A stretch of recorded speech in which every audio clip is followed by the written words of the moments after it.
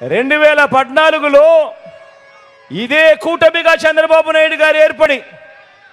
ఇదే చంద్రబాబు ఇదే దత్తపుత్రుడి ఫోటో ఇదే మోడీ గారి ఫోటో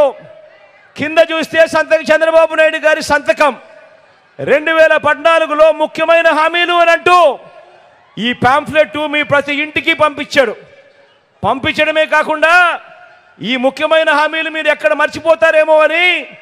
ఈ ముఖ్యమైన హామీలను ఊదరు కొడుతూ అప్పట్లో ఆ ఈనాడులోను ఆంధ్రజ్యోతిలోను ఆ టీవీ5లోను